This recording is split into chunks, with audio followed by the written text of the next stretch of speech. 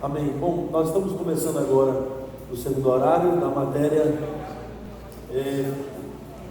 escatologia. Estamos seguindo para a última matéria deste ano, nós terminarmos teologia sistemática. Marcos 13 está sendo o livro que nós estamos usando. Hoje nós vamos falar sobre esta realidade de Marcos 13. Eu quero reforçar com vocês essa questão da destruição do templo e da desolação abominável que aparece no versículo 14. Marcos 13, 14: quando pois virdes o abominável da desolação, situado onde não deve estar, quem nem entenda. Ele está falando sobre algo que já havia acontecido. E está escrito lá em Mateus 24, 15, irmãos, que aponta para Daniel. Nós vimos, estava faltando só esse versículo para mostrar para vocês que realmente o que está falando aqui é a respeito de Daniel. São os textos de Daniel que nós citamos. Vamos lá, Mateus 24, 15, observe aí, ó. Quando virdes, pois, o abominável da desolação, de que falou o profeta Daniel. Está vendo aí, irmãos? É exatamente isso que eu disse no início. No lugar santo, quem lê, entenda. E quando foi, se você pegar as referências aí de Daniel, você vai ver que ele está citando Daniel 9, 27, Daniel 11, 31, Daniel 12, 11. Está vendo? Antíoco, Epifânio, quarto, foi onde essas coisas aconteceram, né? O historiador Joséfo mostra que ele realmente sacrificou um porco no altar do templo. Um pouco antes dos anos 70, quando o templo de Salomão, o templo de Jerusalém, foi destruído, um pouco antes também entraram no templo lá em Jerusalém. Um pouco antes. E também profanaram o templo de Jerusalém. Aconteceu exatamente o que aconteceu em Daniel, aconteceu nos anos 70, próximo aos anos 70, como sendo o abominável da desolação. Jesus estava explicando isso no versículo 14 para os judeus. Lembra o que aconteceu naquele tempo? Naquele tempo, Israel foi sitiada. Naquele tempo, houve uma profanação do templo. Então, é tempo de fugir, não é tempo de ficar. Os judeus se enganaram, ficaram no templo, foram assassinados e mortos. Os cristãos ouviram isso e fugiram. E muitos cristãos foram livres porque acreditaram nessa profecia. Então, irmãos, essa é a primeira parte da profecia de Jesus escatológica, falando sobre a destruição de Jerusalém, do templo de Jerusalém, já mostrando aí os acontecimentos depois da sua morte, escatológicos. E agora vem o princípio das dores. Versículo 5 de Marcos 13, ele começa a dizer: então Jesus passou a dizer-lhes: vede que ninguém vos engane. É um tempo de tomar cuidado, porque vai ser um tempo de muito engano, como enganou muita gente. 6. Muitos virão em meu nome. Então, o que vai acontecer nesse tempo? Pessoas virão em nome de Jesus. Como eu disse, virão em nome de Jesus, um simples homem fugitivo no Monte das Oliveiras, com 12 praticamente letrados, sem muita pompa. Como é que pode? Muitos virão em seu nome. Só foi Jesus falar isso e começou a saltar, depois de sua morte, um monte de gente vindo dizendo que era Jesus Cristo. E eles iam dizer: sou eu. Enganaram a muitos. Muitos vieram dizendo: sou eu, e enganam mesmo a muitos. Se você trouxer para os dias de hoje, também acontece hoje. Tem o reverendo Moon, ele diz que ele é Jesus Cristo também, e ele diz que tem revelações diferenciadas, ele pede adoração. Aquele Henrique Cristo que apareceu em vários programas de televisão aí no mundo da mídia, Henrique Cristo dizia que ele era o Cristo, vivia cercado de adoradores, e ele acreditava naquilo, e um monte de gente acreditou. E durante esse período de 2000 anos em que a profecia foi liberada, quase 2000 anos, um monte de pessoas, várias pessoas disseram que eram Jesus Cristo, enganando muitos e muitos seguidores tiveram, dizendo que eles eram Jesus Cristo, a encarnação de Jesus, a segunda vinda de Jesus. Jesus já estava profetizando que isso iria acontecer, e aconteceu e ainda acontece hoje. 7. Quando, porém, ouvirdes falar de guerras e rumores de guerras, não vos assusteis. É necessário assim acontecer, mas ainda não é o fim. Guerras e rumores de guerras. Irmãos, depois que Jesus disse isso, nunca mais o mundo teve paz. Nunca mais. Depois que Jesus disse isso, não houve mais nenhum dia na terra em que povos não estejam brigando, em que reinos não estejam se levantando contra reinos, em que nações não estejam se levantando contra nações.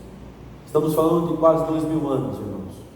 Há quase 2000 anos essas coisas continuam acontecendo, exatamente como Jesus disse, cravado.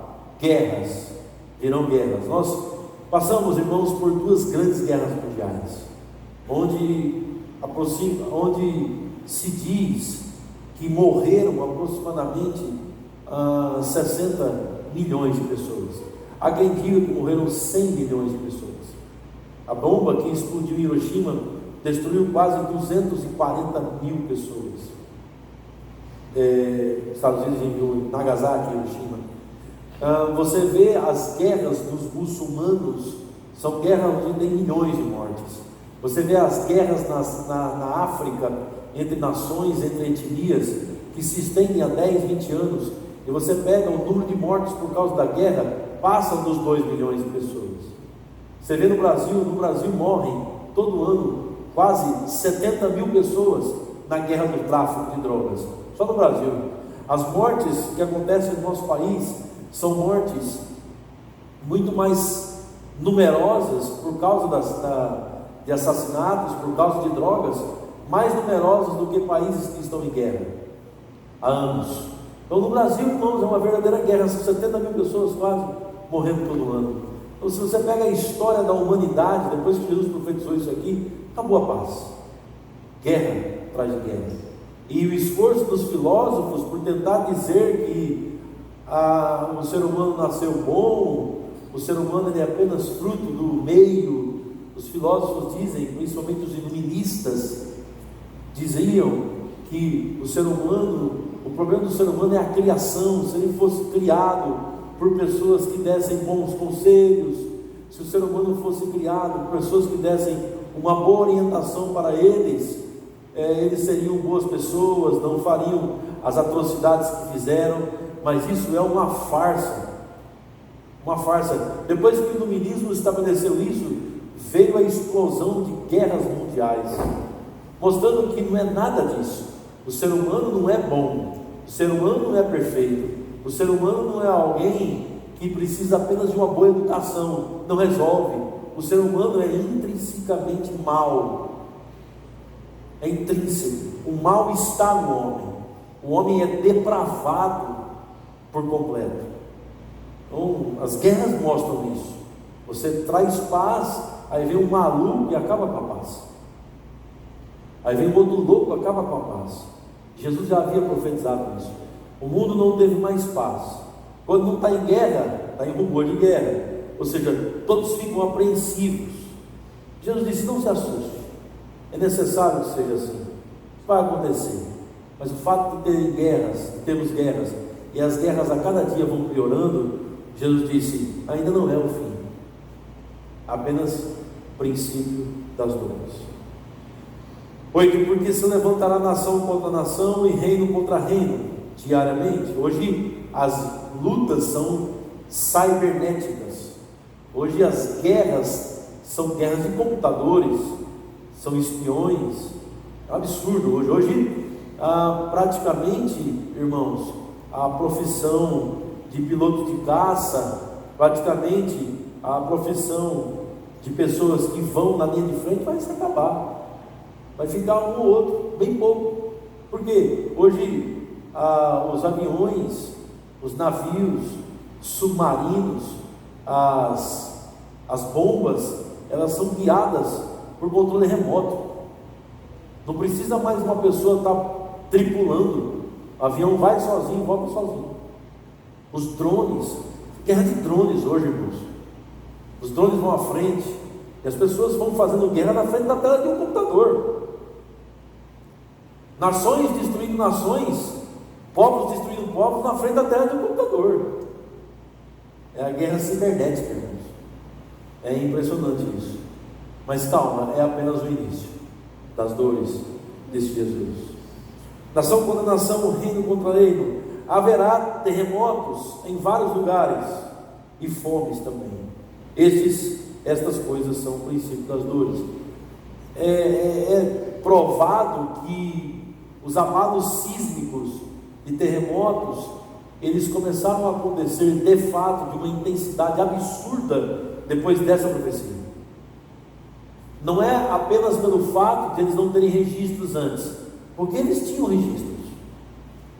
Havia registros de abalos sísmicos, havia registros de terremotos, sim, com certeza, de fomes, mas não como hoje. Hoje a quantidade de terremotos que estão acontecendo na Terra é assustadora. E enquanto no Brasil só o que cai no chão e é estragado por mau transporte, por descuidado dos ceasas brasileiros, só aquilo já mata a fome do mundo. Você sabia desse dado? Pois fique sabendo hoje de noite, só o que cai no chão nos ceasas brasileiros, só o que é desperdiçado e estraga nos nossos ceasas de todas as cidades do Brasil, só aquilo já mataria a fome no mundo. Nós estamos falando de desperdício, irmãos. O Brasil hoje é um dos países que mais desperdiça comida no mundo, é um dos países que mais tem comida no mundo, é um dos países que mais produzem comida no mundo. Enquanto nós estamos fartos de água, a França não tem água praticamente. O pessoal fica dizendo do francês, né? O francês ele não toma banho, ele não passa perfume. É porque não é fácil tomar banho todo dia na França. A multa é alta, é muito caro e frio. A desproporção é gigantesca. Os alimentos se estragam. A comida não chega no necessitado. Não é porque não tem comida, ela se estraga. A comida não chega no necessitado porque o homem manipula, porque o homem é mau na sua essência. Por isso que não chega no necessitado. E a Bíblia diz: acontecerá fomes. Enquanto uns têm muito, outros não têm nada para comer. Essas coisas fazem parte do princípio das dores. Versículo 9: está aí sobre aviso? O que é isso? Vocês já estão sabendo, já falei, estou falando de novo. Isso é sobre aviso. Porque vos entregarão aos tribunais e às sinagogas, sereis açoitados, e vos farão comparecer à presença de governadores e reis, por minha causa, para lhes servir de testemunho. Como eu disse, ele está no monte, 12 homens praticamente letrados. Que influência é essa? Jesus está dizendo que o seu ministério ia crescer, ia se expandir. Eles iriam dar testemunho para os tribunais, nos tribunais, eles iriam dar testemunho nos governadores. Por isso, irmãos, a grande guerra é na política, a grande luta na política. Enquanto aí a direita está cantando, achando que tudo vai mudar, porque tirou a esquerda do governo, a Argentina votou em Cristina Kirchner de novo. Provado, uma ladrona, provado. Igual Lula, ou pior, está provado, e ela está no governo novamente, junto com um cara da esquerda. Esse é o nosso vizinho, ele ganhou democraticamente. Dá para você? É isso mesmo, irmão. Pode voltar tudo no Brasil. A situação está ruim, pode ficar pior. É assim, é o mundo. A grande guerra nos governos, os governos manipulando tudo, e nós iríamos dar testemunho lá dentro. O povo tem dado testemunho lá dentro. Está virando tudo de cabeça para baixo, irmãos. O que é errado é chamado de certo pelos governos. O STF rasga tudo do nosso país e joga fora. É o mundo. É o que aconteceu naquele tempo. Guerras, rumores de guerras, ilicitudes, injustiças, e a igreja sendo questionada, e a igreja, por causa do nome do Senhor, indo para tribunais, indo e sendo açoitada, comparecendo na presença de governadores e reis, presidentes. Louvado seja Deus. Isso é a vida da igreja. Tem alguns livros, irmãos. Tem um livro escrito pela CPAD também, Casa das Assembleias de Deus, publicadora das Assembleias de Deus, que fala sobre os mártires. Veja os mártires. Se você puder comprar esse livro um dia, estudar a história dos mártires, desde quando Jesus disse isso, é impressionante. Impressionante. Hoje, irmãos, foi feito um estudo, e isso é provado. Hoje no mundo, 200 milhões de cristãos estão sofrendo por amor a Jesus, abertamente. 200 milhões de cristãos. Um Brasil todo está sofrendo. Não estou dizendo o país Brasil, mas estou dizendo a quantidade de pessoas. Hoje, a religião mais perseguida no mundo é o cristianismo.